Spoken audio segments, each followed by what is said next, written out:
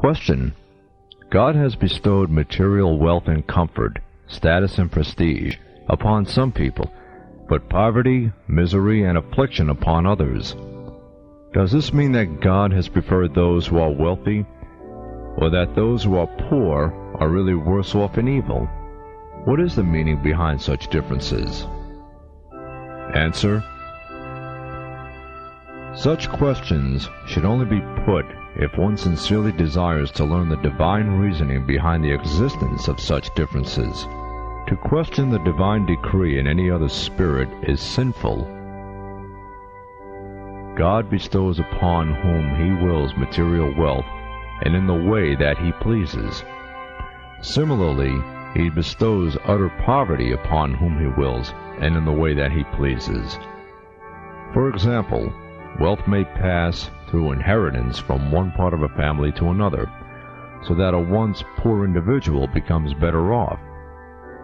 There are also certain abilities or personal traits such as intelligence, shrewdness, and acumen in the management of wealth and so on, which are inherited genetically. And yet, by God, there are individuals who may be capable of managing wealth, position, and opportunity, but whose circumstances deny them any access to these. The prophet is reported to have said that God bestows the goods of this world upon whom He pleases, but knowledge, or ilm, upon those who petition Him for that. This hadith, although defectively transmitted, is a most significant one. Clearly, material possessions should not be seen as necessarily a good in themselves. God sometimes bestows material security and happiness to those who petition Him for such things, but sometimes He does not.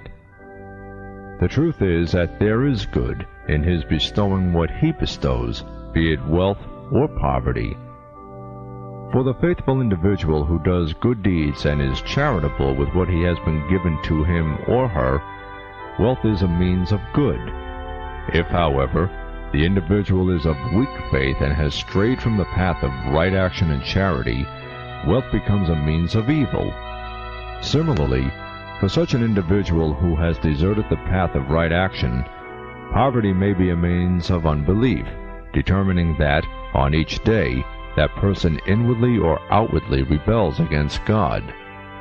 Whoever does not submit heart, mind, and soul wholly to God, whoever does not try sincerely to act upon the teachings of Islam, will find that whatever level of wealth he or she owns will become a means of distress, a severe and demanding test. It is not poverty itself which is the good, rather the state of mind which has disciplined the worldly self and set its sights upon the eternal life. Poverty may indeed be a means to achieve that state of mind, but in some people poverty can be an occasion for inward distress and rancor and ingratitude towards God, which is a root of unbelief. Similarly, affluence and material security may delude certain people into feelings of pride and self-esteem, so that they neglect both the needs of their fellow human beings and their debt to God. Their arrogance and their ingratitude are likewise a root of unbelief. The surest way for a believer, therefore, is to understand that whatever God has given, He has given in order to perfect that individual in the best way. Whatever his or her circumstances, the believer should strive to improve the welfare of fellow human beings, and to trust inwardly and outwardly in the Almighty and All-Merciful. The best attitude to all the circumstances of this world, which is only a halting place on the way to our everlasting destination, is well expressed in this brief poem. I accept, my Lord, whatever comes to me from you, for whatever comes to me from you is my good, whether a robe of honor comes or a shroud, whether a sharp thorn or and, to the degree possible, for mankind understood.